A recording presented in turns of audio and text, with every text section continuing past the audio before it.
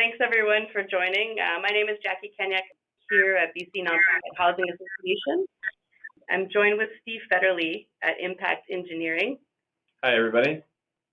Before we get started on the stories of the Kootenay retrofits, I'd just let you know a little bit about BCNPHA's asset management services.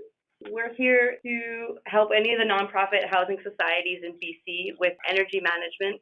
We can come to site and do a free energy audit. We work with utilities and all levels of government to look for energy efficiency retrofit opportunities and funding where available. And we also, for fee-for-service, we do capital planning as well as building condition assessments. Just want to let you know about a couple of courses we have coming up. One is already started, but we give 12 weeks to complete an 8-week program on green asset management. So these are all online. Capital planning, the course start date is to be determined. And then anytime you'd like to join a foundations module course, those are available at any time, 4 weeks long. Today we're going to speak about 2.5, 3-year project that we've been working on. We'll just talk about the actual region of the Columbia Basin Trust, what the need was for the nonprofit housing societies, and then what our approach was. Go into some detail about who the partners were. That was key to the success and the program itself. We'd like to share with you some things that happened along the way, some surprises, and then the overall impact of all of the retrofits. Steve Fetterly from Impact Engineering is here to talk about what working with an engineer on these projects, what are the benefits to working with a municipality or within a region, and go through a specific case study. This is the Columbia Basin region in British Columbia, so it's got a population of over 150,000. We found about 50 nonprofit housing societies within the region. They had about 130 buildings. Like the rest of BC's nonprofit housing societies, the societies and the buildings were quite diverse, both in terms of the population supported. So we had seniors, to people living with disabilities and or experiencing homelessness. And the size of organization varies quite a bit. We worked with volunteer boards, societies run just by seniors on a board with one site and 10 to 12 units, to much larger organizations like the Canadian Mental Health Association for the Kootenays that runs multiple large multi-unit residential buildings in towns and cities all over the region. I'll just take you through some of the characteristics of nonprofit housing in itself. So based on an asset analysis survey that BCNPHA conducted in 2010, we worked on over 1,000 buildings and found that the entire sector has quite a high incidence of older buildings, a lot of which were built, not to a high standard. Consequently, they experience poor envelope performance. They'll have older HVAC equipment. It's quite common for maintenance to be deferred, upgrades to be a challenge.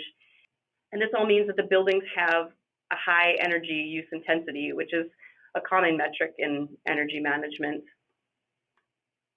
So part of that asset analysis survey we did, we made this resulting comparison of nonprofit buildings to market buildings. And you can see where townhouses in the sector fare pretty well. It was the single detached homes and the apartments that have a larger energy use intensity that is about 60% higher than the average.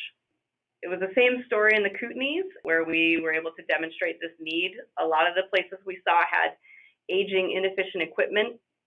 If it's run inefficiently, it's going to have high energy consumption. If there's a poor envelope, you're looking at a lot of heat loss. A lot of the HVAC didn't have controls, so you're missing out on some energy savings there if it's just on or off. This all leads to high utility bills, both for the tenants and the societies. It can also lead to poor air quality with your ventilation. It can also be, occupants are too hot, too cold, or experiencing ventilation issues, respiratory issues as a result. Some of the financial need in the sector, rebate programs, they do cover some of the retrofit costs, but a lot of the capital is going to operations. So it's quite common to see some deferred replacement, deferred maintenance. And the other thing is if equipment fails, You just often are looking at a like-for-like installation. A lot of societies were missing out on, the energy savings, also the greenhouse gas emission savings and the financial savings of doing a more energy efficient upgrade. Using all the data that we have, we able to lobby for programs to specifically help with retrofits in the sector, such as this one. So we partnered with BC Housing and we approached the Columbia Basin Trust, who's a major funder in the region, to develop an energy retrofit program. And the goal was to help nonprofit housing providers undertake these retrofit projects to ensure that the residents have access to housing that meets their needs. Our approach, we wanted to help nonprofit housing organizations in the region. So BCNPHA performed energy assessments. We helped them develop business cases to apply for funding. We help them access and leverage existing rebate programs through utilities, Fortis, and pay for retrofits through the trust-funded grants. This we did through 2 intakes, starting in the summer of 2018 and last winter. So some of the eligibility of the program itself was we wanted to make sure, does the project have a positive ROI? The retrofit is something that the organization and the tenants both benefit, and making sure that the society has plans for their capital replacement. They couldn't already be replacing projects that were happening that already had committed funding. Obviously, good standing with corporate registry. On a partnership basis, this was key to delivering the Columbia Basin Trust Energy Retrofit Program, or the CPT ERP. So the trust itself contributed $2 million for retrofits, and BC Housing would also provide funding to those organizations that had operating agreements. And then BC Nonprofit Housing Association was developing the processes and doing the on-the-ground support for the nonprofit housing associations. And more specifically, the trust would be granting funds, providing guidance on the program, promoting it all over, and reviewing and recommending for the partners. So BCNPHA was on the ground, traveling to the Kootenays, providing energy assessments, coordinating the rebate applications, and also working with the contract engineers such as Steve at Impact.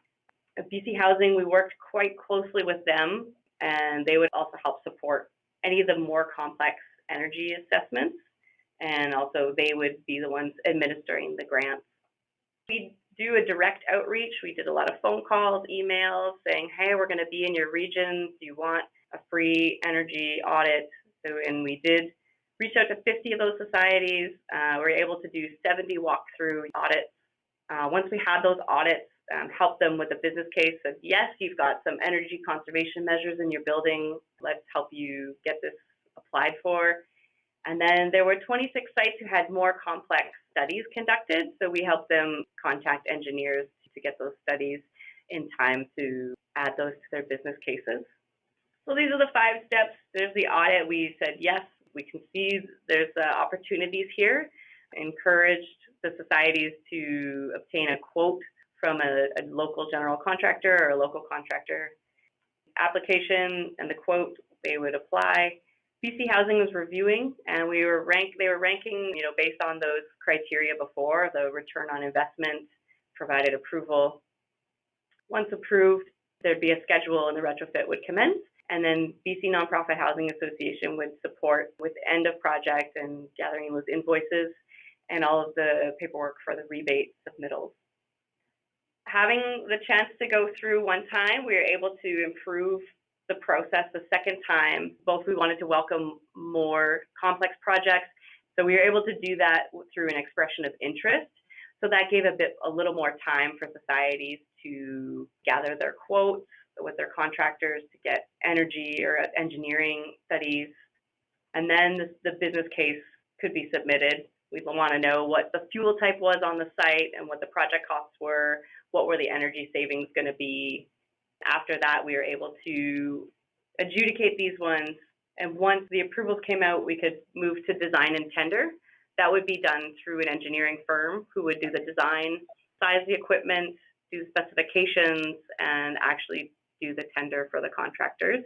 Supporting all the way through construction as well. So you have an engineer as a project manager to keep the schedule, to ensure there was a final inspection, commissioning, and then again, those very important end of project rebates.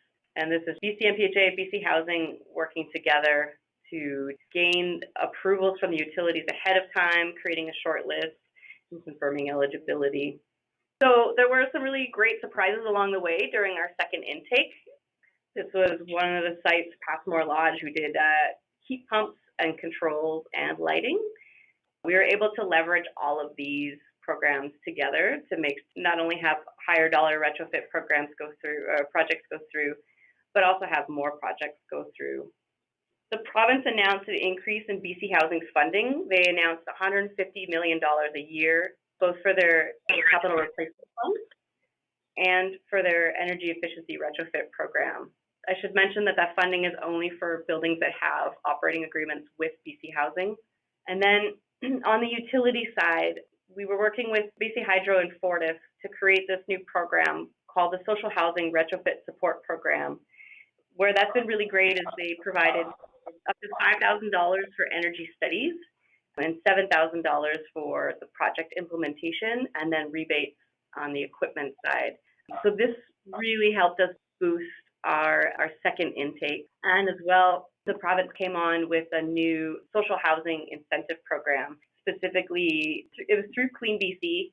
This was for low carbon electrification projects or any projects showing significant GHG reduction. So there was funding announced for that as well. Overall impact from the program, we ended up working on 90 retrofits in 60 buildings all over the Kootenays, 15 municipalities total, and we assisted 31 societies. And this is just some examples of the projects.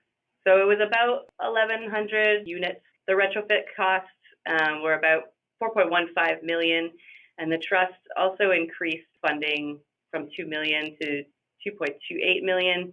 BC Housing provided $1.2 million, and the utilities combined had about $650,000. Local economic development, we worked with about 30 contractors in the region. They made an investment of $1.2 million in equipment, much of which was from local suppliers, had about the equivalent of 6.25 years of full-time work created from this program, which I think has been a great success. The energy savings, we have 2.9 million equivalent kilowatt hours a year. The energy savings were over 200,000 a year. And these, of course, you have to consider, you just keep saving over the life cycle of that retrofit. So whether it was like a 15 to 20 year HVAC equipment, so this is their annual savings. In addition, we were able to reduce GHGs by 245 tons of CO2 equivalent per year. The amount of kilowatts that we saved, the equivalent of powering 276 homes a year. And in addition to those kilowatt hour savings, we also had enough GHG savings a year to take 53 cars off of the road. Very high impact program. And this is from Dennis Materi from the Handy Capable Society, where they switched to a ductless mini split heat pump, which is very appreciative of the upgrade and the support that we were able to do with the funding applications, and very happy tenants all around. Steve will have some more photos of some of the tenants. One thing I didn't mention is just the types of projects. We had about 6 boilers, 5 makeup air projects, 10 furnace projects, 10 heat pump projects, about 7 domestic hot water, 1 controls project at Passmore Lodge, almost a dozen insulation, and then we've done also 6 like air sealing and window projects, and then 35 lighting projects. So it was a total of 90 energy conservation measures. And I'll pass it over to Steve to talk about working with an engineer. Thank you very much, Jackie. I'm Steve Fetterly, working with Impact Engineering, or formerly known as HIH Energy.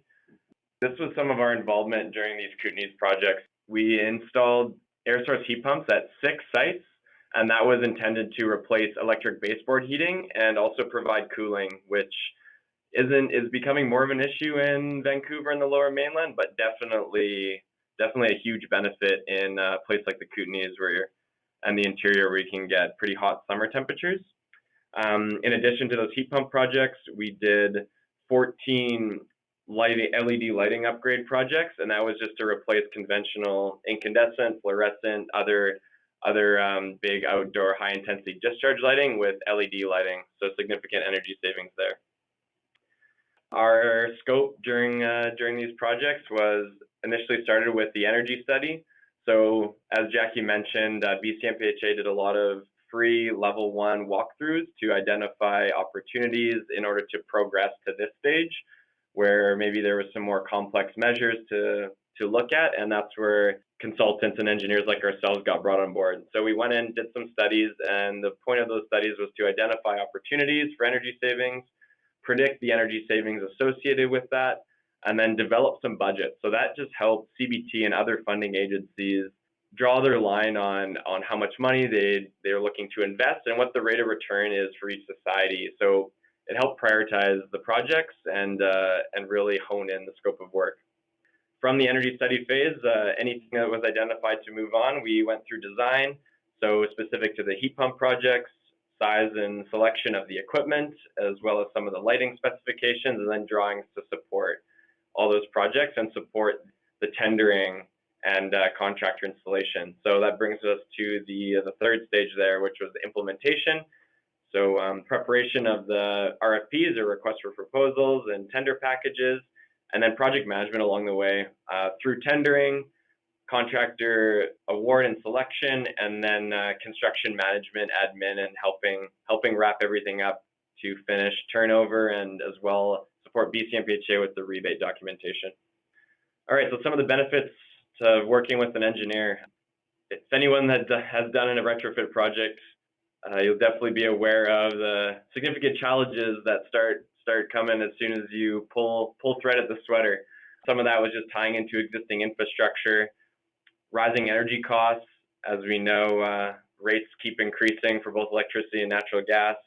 And then, as I mentioned earlier, air conditioning, where it was never needed before, or maybe wasn't as much of a concern. The second benefit was bundling the project. So I'll go into a bit more detail on that. And Jackie kind of mentioned significant advantages to bundling everything for cost effectiveness, schedule effectiveness, and to generate interest. The third big benefit was to maximize incentives. So through all of those funding agencies that Jackie mentioned, and specifically some of the utility programs, depending on the eligible equipment selected or the projected energy savings, we were there to make sure that we could get as much additional funding out of that, which helped CBT and BC Housing maybe dial back their funding on certain projects so they could use it on other projects. So that was a big benefit. And then the fourth being the ultimate goal of just optimizing energy savings for the housing provider throughout the life cycle of the retrofits and going forward. So some of the efficiencies of the regional approach, these were the areas that specifically we worked in. So mostly around the Cusp Nelson, Creston, Cranbrook area, and then we had a few projects in Golden as well. Here were some of the efficiencies. As I was alluding to earlier, bundling the projects together. So the first benefit was bundling the engineering for the ones that we worked on for design and project management. The heat pump projects, a lot of very similar projects. It allowed us to really hone in and kind of replicate design methodologies and then and move that forward to project management.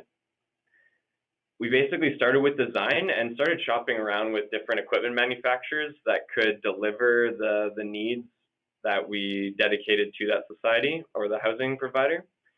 And big benefits to that was to keep the design, the installation, operation, and maintenance consistent throughout all of the projects. It would just help turnover to the societies or the housing provider in the end, but also the installation from the contractors. But probably the largest benefit of standardizing the equipment manufacturer is that we were able to negotiate bulk purchases from different suppliers. We went through, there's a few different, specifically for the heat pumps, there's definitely lots on the market that could deliver the performance and capacities that we required. But using the different manufacturers out there, we were able to go direct to supplier and basically say, hey, we have this large scope of work. We'd like to keep it consistent, and that helped us keep the cost down as much as possible. I see John just wrote a quick question in there I can answer. We ended up going with Daikin heat pumps that I can allude to a little bit further on. The next efficiency of the regional approach would be bundling the projects per geographic region. So per the map that I displayed on the last slide, once we selected equipment manufacturer that gave us the best material and equipment pricing, we were able to reach out to them, and we leveraged those suppliers to get lists of recommended experienced contractors in each region to invite to bid. So we ended up sending out an expression of interest showing the size of the jobs, the work scopes, and the regions and areas that we wanted to do work in. So we were able to use the economy of scale to really try to hone in the tendering process and deliver the projects as cost effectively and schedule effective as possible. That allowed us to organize site visits, gain more interest. That's probably a key one there is typically contractors that have the capacity, especially larger ones, their eyes light up a bit more with larger projects, right? So it definitely helps to get everyone involved. That will help us for competitive bidding. And then allows us to adapt to contractor capacity and availability depending on project schedule. And like I said, competitive bidding helped make sure that the bids came in as cost effective as reasonable as possible. So here's a bit of a summary that we worked on. I'll kind of fly through these slides because Jackie already highlighted the total projects, but we ended up installing 72 heat pump units at 6 different sites. A few different ones there, long-term care facility, 4 sites with single-story units, and then 1 site with 2-story townhomes. So about $1 million of contractor costs, about 13% of that in utility rebates, and then predicted energy savings from the heat pump projects was about 570,000 kilowatt hours a year, and depending on your rate, can get up to just shy of $60,000 a year. For the lighting projects, we worked at 14 sites for 10 societies. All of these were upgrades to LEDs, about just shy of $500,000 of contractor costs, $40,000 in BC Hydro rebates, and ended up turning out to predicted about 500,000 kilowatt hours of savings per year. So it started to add up really quickly when you combine different societies. So the benefits of the retrofit, as we should point out, right, health and well-being of the residents. So big thing was providing cooling, for example, where it wasn't there, or more effective heating for thermal comfort. And of course, long-term viability of the building asset, obviously less expensive and energy intensive to keep the building stock and retrofit where feasible. And then finally, the reduction in costs of energy and carbon emissions. So important for housing providers, especially in the nonprofit sector, to keep their costs low and their bottom line as low as possible, which helped a lot with these capital investments. So I'm going to go through a couple of case studies on the projects that we worked on, just to give a bit more description of the scope of work. For the heat pumps, our design strategy was to try to keep the projects as simple and minimally intrusive and cost-effective as possible. So as I mentioned, these were all designed to replace or significantly offset electric baseboard heating and then provide cooling. So our philosophy was to install 1 outdoor heat pump unit and 1 ductless indoor head unit per suite. For those single stories that worked great for some of the 2 stories, we still stuck with that same methodology to size it for heating the ground floor, which is typically the kitchen and living room areas that have the most occupancy and the most use. And then as we found out, and we'll collect more utility data now that we're going through the first winter with having everything installed, but so far the feedback's been that the heating provided on the ground floor has been enough to not even need the baseboards in other areas, just due to mixing and heat rising. So it's been great feedback. But the last point there, as I said, is a lot of these buildings is a big advantage that there was available electrical capacity, so we could retain those electric baseboards for any backup heating or perimeter heating. Here is a bit on the heat pumps that we ended up installing. As I mentioned, we ended up going with the Daikin products. We went through a few different options, but they ended up being the manufacturer of choice. So these are all rated to cold climate, especially in the Kootenay region. So it's down to -13 Fahrenheit or -25 Celsius. So pretty much approaching design temperatures in those regions. But like I said, we were able to keep the baseboards in case any supplemental heating was needed. These are high efficient units with average COPs or coefficients of performance of between 3 and 4. So what that means is about 300 to 400% more efficient than electric baseboards, which are nominally treated at about a COP of 1 or 100% efficient. So theoretically, that translates to about a third or a quarter of your electricity usage for heating. Some of the incentives throughout these installations is the BC Hydro's Home Renovation Rebate Program, and that offers $1,000 to $1,200 per mini split system, or the Social Housing Retrofit Support Program, which offers $500 per ton of heat pump technology installed. Here's one case study on one of the projects that we worked on. So this was a 2-level townhome. So there's a floor plan to the right that you can see. It's a 4-bedroom suite, so 4 bedrooms and a bath upstairs, and then the prime living areas, dining, kitchen, downstairs. So we had about 680 square feet per floor. All of these suites would have been individually metered. So the goal of this project for the CBT and the funding agencies was to basically lower tenant electricity bills and provide improved thermal comfort. So as I mentioned, the design was for 1 heat pump unit on the outdoor. So at the top of your screen, those are those OU, that's the outdoor unit. We had 2 options there, but we only installed 1. And then 1 indoor unit connected to that outdoor unit. So same thing, that's the IU on the inside. We gave the contractor 2 options there, but only installed 1. So that was a single zone building. And then the other case study I wanted to go through is a multi-zone. So this was a long-term care facility where the building owner and operator was paying for all the utility bills. So we were able to make the installation a bit more cost-effective and less intrusive just by doing multi-zone. So that basically meant fewer outdoor units connected to more indoor units throughout the spaces. So as you can see in this floor plate, this is just an example of dwelling units adjacent to common areas. These are just a few design options depending on what type of building that you're working with and what energy savings, but mostly what thermal comfort you're trying to achieve. So the results so far from the projects was and the effectiveness were, like I mentioned, that the design strategy worked well for all the suites. The tenant feedback so far has been very positive, and they haven't even really needed to use their electric baseboards for any backup, just due to natural effects of heat rising and air mixing. We're able to implement a complete ductless system for cost and schedule control, which is huge, especially with trying to retain and maintain tenants within their spaces. As soon as you got to go and install ductwork or more piping throughout suites, then becomes very intrusive. You might need to move tenants out, and that's one of the significant challenges doing retrofit work especially in the nonprofit sector, is trying to keep it as minimally intrusive as possible so a contractor can get in and get out and move on to the next. One big thing I already mentioned a few times is maintaining those existing baseboards for backup and supplemental heating. So for example, in those 2-story units, we could maintain the baseboards in the bedrooms, which are typically ideally colder than your main living areas anyway, but at least you have that backup heat in case on a really cold day, in case you need to bump it up.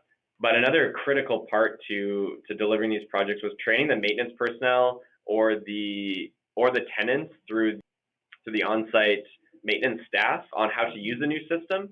So those new controls, so there was a wired thermostat provided for each of the heat pump installations, and that brand new ability to provide cooling, how to use that. And then the key thing was to turn any of the controls or thermostats down on the baseboards to make sure that we're optimizing heating energy savings with heat pumps. So here's some of the feedback that some of Jackie's favorite pictures that she was talking about earlier. Really happy tenant, pumped about his heat pump. So at the top of the picture there is that indoor head unit next to an existing bulkhead. As I mentioned, so far the feedback's been great. Everyone vocally happy with the installation and excited for lower heating bills. One big thing about heat pumps, a lot of people are concerned with noise, and with these units, everyone was surprised at how quiet everything was, especially when installed side by side in rows of townhomes. So from the outside, it ends up looking like a lot of basically similar to a conventional AC unit side by side. But the key thing we found is as long as everybody has one, no one really complains, right? But they were very quiet, and everyone's happy with that. And then not to mention the effectiveness of heating without needing the baseboards, just by getting more of the heating mixing in the air and throwing into the space rather than stuck to the perimeter or below a window, or at the backside of a piece of furniture if someone's put a couch there. And this was some more happy tenants with the lighting project. So you can see 3 new LED wall sconces and 2 new LED ceiling dog dishes. I'm happy with new lighting in their common area. So we found that quite a bit, that tenants were really excited about just getting brighter levels if needed. A lot of these were seniors facilities. So the key was in common areas, especially where they would congregate and play card games and have board meetings or things like that, was everyone's really excited about just having better lighting for safety and security as well. So that's pretty much it on our projects. This is our team. It's grown a little bit, and like I said, we changed our name, Impact Engineering. Great. Do you have anything else to add there, Jackie, or do you want to open it up? Sure. Just to reiterate, in terms of regional approaches or municipalities, I think the real benefit is if you've got GHG in your community energy plans, if you have GHG reductions, it just really makes a lot of sense to engage with the nonprofit housing sector first. Again, being one of the lower performer building stock, get in touch if that's something that's on your plate. We're available here for questions. I've answered some of the questions. One of the figures I don't have is the lifetime of the CO2 emission savings, but I can get that figure for you. I just need to split out energy costs per life cycle of each different ECM. So one thing to note there too is at least all the projects we worked on were already electrically heated. Yeah. And I think it's pretty typical for that region. That's why, per Jackie's summary slide way back, the GHG savings weren't as high as a typical fuel switching project where Clean BC would come in and switch primary fuels over to electricity. Yeah, because the Clean BC project was pretty new as we were going into intake 2. I believe we only had one project that was able to take advantage of the Clean BC fuel switch delivery. One thing we didn't mention either is that there's a large part of this area that's shared services territory. So it's Fortis Electric as well as Fortis Gas in some of the area, Trail, Castlegar. Yeah, Trail, Rothland, yeah. So there were more electrical projects as a result. So somebody asked about window sealing projects. We did some door sealing projects, and then there were some actual window replacements. And window replacements aren't really something we see a lot of in these programs because you're trying to get a business case, and there's not often a lot of energy savings and dollar savings for windows and doors. But what was really great about having the Columbia Basin Trust funding was that we were able to put forward some projects that you might not normally see if it was just utility funding. So, and again, when we were able to bump up some of the utility rebates, then there were some other projects that could move ahead. So it really, leveraging all that funding together was really beneficial. I have a question on whether measurement and verification is being conducted on the heat pumps. Yeah, so like I mentioned, we're not quite gone through a full year. So the plan was to wait until the winter season's over and collect that data, because definitely us at Impact are very interested, and I know BCNPHA and BC Housing are probably even more interested, to be honest. So that M&V will be done, and we'll hopefully compile that data and be able to publish it. Yeah, and this has been the first winter too of the heat pump. Mm-hmm. So far so good. Yeah, we'll be able to see what the heating energy savings is, but it definitely will be muddled a little bit, and hopefully we'll be able to break it out because of the additional energy used for cooling throughout last summer. However, giving that extra thermal comfort is probably definitely worth it. Did we consider heat recovery ventilation?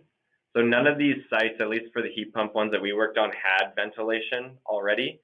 Definitely would have been something, typically we see HRVs going in with larger envelope projects to be able to upgrade everything to more current code levels and deal with heat exchanges and moisture control, condensation issues. But I think the idea of this program was to kind of try to keep the individual projects as simple and cost effective as possible and broaden that out to as many housing providers and buildings as possible.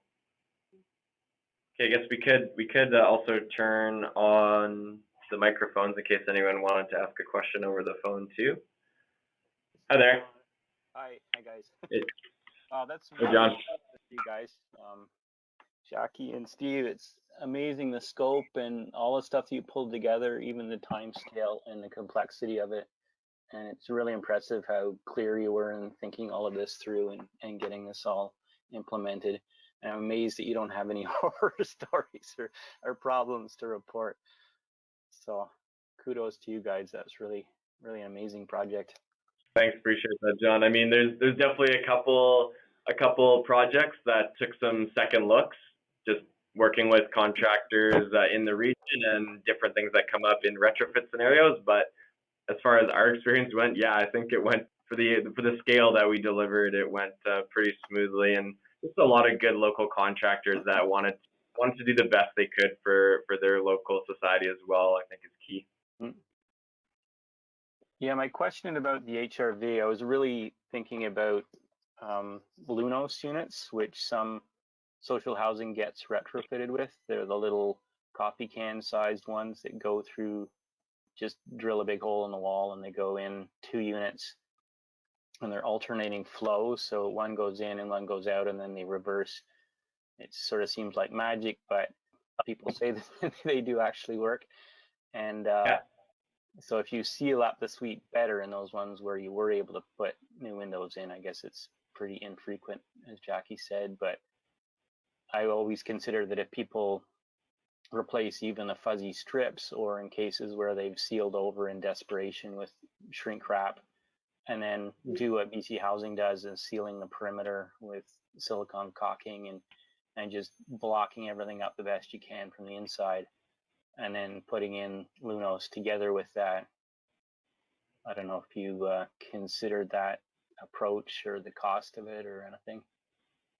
Yeah, it wasn't. I think it was still fairly new product and concept on the market when we initially started. So, and again, it's not. It wouldn't have replaced any of the heat pumps because it's not a heating or cooling system. No. But yeah, you're right. There wasn't ventilation as far as the projects that we saw. Ventilation wasn't the focal point. I think it was main reason was to reduce energy costs, and adding ventilation to anywhere that didn't have mechanical usually would not provide that. We just had a handful of projects that had a makeup air unit replacements, which switched from gas to heat pump, and were just for corridor makeup air. So Sophia has a question. Did we rule out any buildings that didn't have enough electricity available to take on the new heat pumps? So we didn't, because all the buildings were electrically heated by baseboards already, that we knew we could, if needed, we could have replaced the electrical for the baseboards to the heat pumps. Would have taken on a bit more design considerations for redundancy or peak heating. But like I mentioned, we were lucky in that in all the scenarios where the building was slated to have those heat pumps, they had additional capacity that we didn't even need to decommission the baseboards. And we did have one makeup air unit project that they didn't have the 3-phase power up on the roof. So again, those are the things that you get to discover along the way, and then we're able to incorporate that to ensure that the equipment would operate as intended and as designed. So, and again, that second intake really gave us a lot more lead time to make sure that you could see what surprises there were in the building, which is really important if you're looking at creating these kind of programs, to really consider your scheduling. So to make sure that your funding can go on past, one fiscal year, because things happen on retrofit. Question from Jeff: do you have a sense of how much the bundling saved for purchase and construction? No hard numbers, obviously, but for the equipment purchase of the heat pumps, based on a few of the suppliers we talked to, and going with Daikin, I want to say we saved at least 10 to 15% just based on having such a large scope of work, attracting a lot of interest. So on, I think it was about $1 million of contractor costs installed, maybe half to 2/3 of that was equipment. So those numbers start to add up. Yeah, and that's something we were really excited about. If you're able to find a region where there's enough heat pump projects, if you could start talking to manufacturers, we could really get some energy and cost savings for the sector. Ellen has a question. Any recommendations for standalone projects that do not have an operating agreement with BC Housing, yeah, give me a shout and we can talk about what your building looks like. A lot of the rebate programs, it depends on your rate type, it depends on your fuel type, it depends on your building type. And BCNPHA, we have a finger on the pulse, and we know the entire labyrinth of eligibility criteria. So, and likewise with the CMHC funding, there's a few you gotta do for the CMHC funding, including you need 20% accessibility in your suites, which is a hard one to meet sometimes. So definitely give us a call, just energy@bcnpha.ca. We'd be happy to help. Yeah, CMHC does provide preservation and seed preservation funding, right, for energy studies or of the like if they don't qualify for a BC housing agreement. So there's definitely options, and yeah, that's what BCNPHA is here to help with. Yeah, the social housing retrofit support, if it's a multi-unit residential, we can at least get you studies so you could start looking at your business cases. Question from Jeff, what fraction of the heat pump sites do tenants pay heat versus associated? It was kind of a mix. I know for the 6 sites we worked on, what the long-term care one was obviously the building operator paid for, but I think the other 5 were all tenant paid. It didn't end up being a criteria because I think the CBTs just wanted to reduce energy consumption and save overall, whether that was going through the provider or the tenant.